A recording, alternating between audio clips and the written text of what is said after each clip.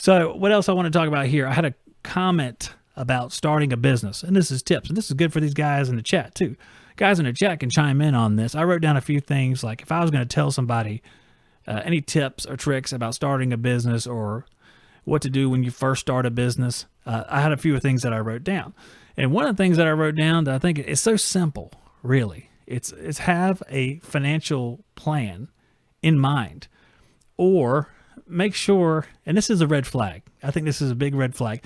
If you have trouble financially at your house, like if like just managing your own home is difficult, then that's a red flag for a business. So you're thinking like, well, I'm you know what, I have trouble here from time to time, but perhaps once I go into a business, all these problems will be cured. So either you're going to hire somebody that can do that for you, which that's hard to do when you first start out. I don't know how many people can do that, but if you're probably not planning for that if you're having bad financial planning, but you guys know what I mean. I'm not saying that you are awful with money, but I'm saying if you forget to pay your bills sometimes, you get real busy and you're the type that gets kind of scatterbrained and you just, let's say, oh man, they're calling about this, I forgot to pay it. You need to think about those things before going into business, that if you're the guy in charge of that, there may be issues there. So just think that some of us are suited for business. I don't think, looking back on it, I'm not really suited for business. I ran a company for a while and it was successful for a while, but I could have done a lot more with it. If one of you guys was running the same thing that I was running, it would have been a whole different story. It would have been a bigger company. And I realize that, and I'm fine with that because I can't change who I am, and I'm not a businessman. I'm a podcaster. That's what I am. Although I do run a podcast business, but for some reason I'm better at that. I don't know why. I don't know. Maybe it's the heat. I'm out of the heat, but I'm still in the heat. I don't know what the problem is. I think you should have a decent amount of money saved up. So if you're starting a business, it should be like a long process. It's not like, hey, you're going to start a business because you thought of it on Monday and now it's Friday and you're going to start a business. I think that you should probably save, depending on what area you're in, I think $10,000 is a decent amount of money to have saved. Hey, look at that. Performance HVACR comes in, says save as much as possible. Have all your ducks in a row before you start, like licenses, insurance, bank accounts, accounting software. Right there. Couldn't have said it better myself. And I wasn't going to say it better, so I'm glad he commented. So I'm going to read that one more time because podcast guys might not have caught that. Performance HVACR says save as much as possible. Have all your ducks in a row before you start, like licenses, insurance, bank accounts, and accounting software.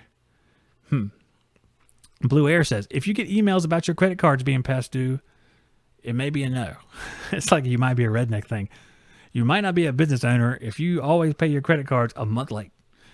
Maybe you should not be in business. Maybe you should work harder. I don't know. Get a second job. I don't know. I shouldn't say work harder because I'm a hardworking guy, but I'm about as scatterbrained as anybody else. So I shouldn't say that. Maybe I should be more efficient. That's probably better. But that's a great comment right there, performance. That's exactly where I was going with that. There's certain things you want to decide in advance, and you need to have those licenses. Like, let's say if I'm in North Carolina here, I have to have a contractor's license. I have H3. Well, I have an H3 I need to renew, should I say now.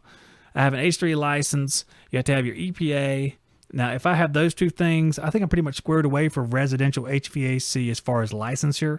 There are variations on the licenses, like if you want to do hydronics, you have to have the H1. If you want to do some commercial stuff, you have to have H2. But for me, H3 I had it for the longest time before I ever started the business. I had it 10 years before I started the business, so that was no big deal. So you have to have that. You have to have the EPA card, especially if you're the only guy in the company, you have to have everything. So EPA should have been done long before you start a company. If you don't have your EPA card when you start a company, then you weren't doing service work. And I don't know, you got to have some practical experience, I think. Not that there's not these guys who buy companies and are business wizards, but that's not really what I'm talking about. I'm talking about guys who've worked in the field and wanted to start a company. I think that's something that you have to have for a while. You have to have that experience because you have to be able to understand how it works to manage it, I think.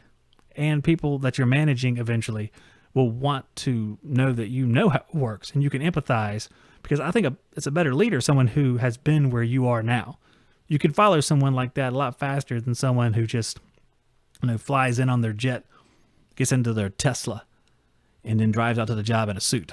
I just think that goes over well when you have that respect of somebody that was in the field. But, it's not always like that. But I think that's a good thing.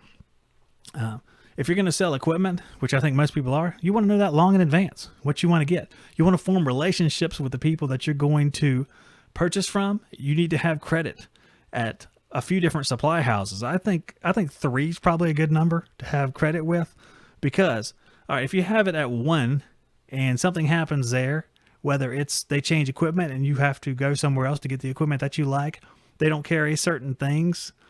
A lot of supply houses, they're like good at one thing, but not the other. I always liked having like at least 2. I bought a lot of stuff from East Coast, but East Coast could have been light on the service parts. So it was East Coast and United Refrigeration, or East Coast and Johnstone, or all 3 of those. Johnstone's huge here, so they have a whole lot of stuff. You want to make sure you can get your service parts. You want to make sure that you have enough stuff to do installs if that's what you're going to do. Because like United doesn't have anything as far as install. They don't have any ductwork. They don't have any insulation. And they're very proud of it when I go in there and I say, I get you. I feel you.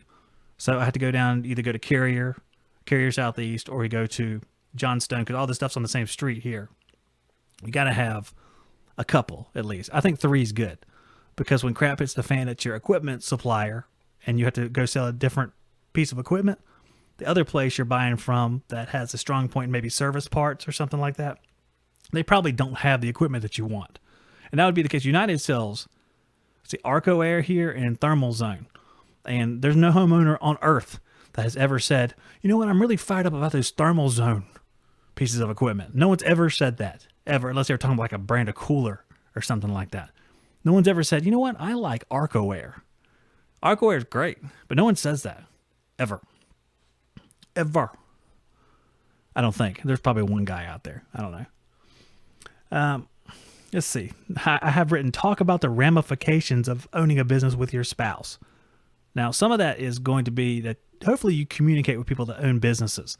Hopefully you have like a mentor that owns a business, or the person you're working for that you're parting ways with potentially.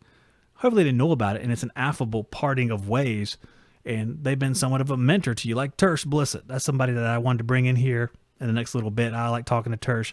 He likes to mentor people and kind of coach them on what to do if they want to ever start their own business. It's good to have that. It's good to have someone to talk to, someone you can call, someone you can communicate with when you have issues, because you will have so many issues.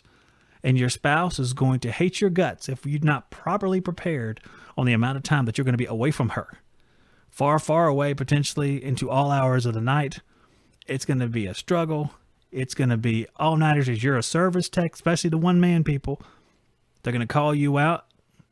They're going to drag you out. And then when you come back, you have to do invoices. You got to do the books. Sometimes the wives team up with the husbands and they share duties. And sometimes it's just the husband. Sometimes it's just the wife. And it can be a very difficult road if people aren't prepared.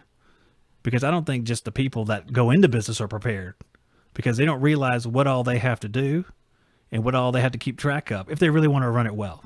You can run it kind of half butt and maybe save some time, but if you're going to run it well, you're going to be spending a lot of time, and you need to invest heavily in things that automate. And it's not even on my list, but I can say that now, things that automate. Invoice services. I think we have a sponsor that's invoice services. That's unrelated. I think Jobber is a sponsor of the show. And all the sponsors are in the description of the show. So if you want to actually check out Jobber, there's a link that I have that tells Jobber that, hey, I heard it on Shop Talk. That sort of link where they had the / and Shop Talk or whatever. So it's one of those places you make the invoices. It's all put together. And it works with Company Cam, which is sponsored too, which you can use to document jobs with pictures. So both of those services help automate your business and help with liability. That's what Company Cam does. They help you with liability, because if you have everything collected, if you're following each job from start to finish and you have documentation, when you do have issues, and you will have issues, you'll have people that either know that you screwed up and they can see you screwed up and you can admit, hey, I screwed up something, or there's people that think you screwed up when you didn't. It's good to have documentation when that happens, because it's going to happen. You think people are good people. I'll be good to them and they'll be good to me. No, they will not be good to you. This customer is always right crap. Customer's always right is a mentality you have to please the customer, but the customer is not always right. And sometimes the customer is a real jerk, and you have to deal with them, and it's a handful, and it's a handful of stress is what it is. So you might as well be prepared with documentation, because it's going to stress you out no matter what. And I mean, there's guys out there, and I know they're good at this sort of thing, and I don't know, I'm decent at handling stress. When you compare me to the others in my household, I'm probably the best at it for sure. But then again, we've had a lot of practice here handling stress. I mean, from the medical issues with my wife to the medical issues with my children when they were born to tons of stuff that happened along the way. And a lot of you guys know what I'm talking about. You have things that you say you're forged by fire. Well, that's what we are. We go through stuff and we're forged by fire, and we're stronger on the other side of it. And that's one of the advantages of experience right there. It's one of the reasons why getting experience is so important.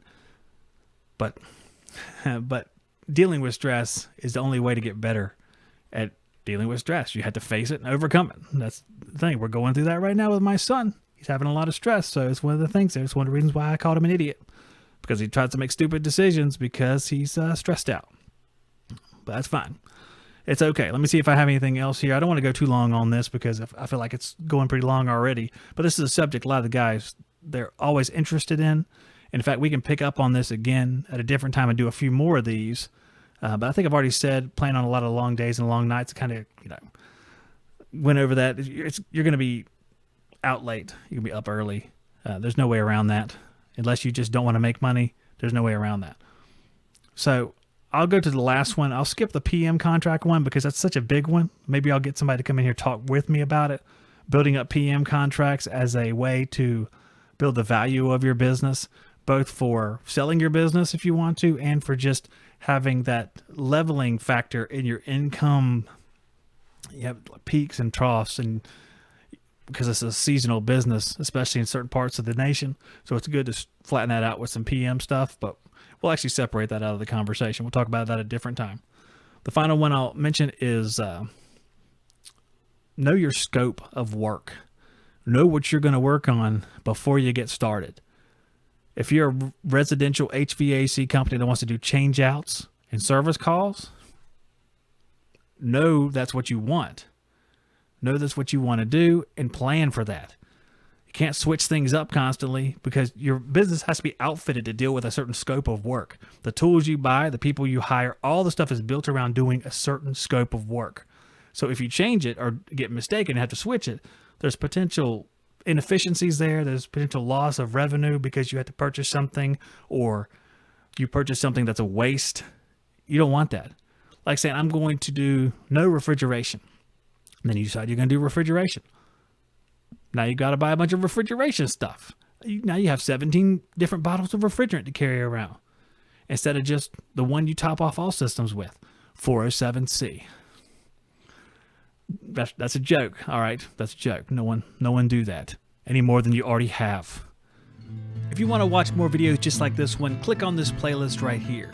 If you want to see our brand new video, click right here. If you want to find out more about the great sponsors that make this show happen, click up here.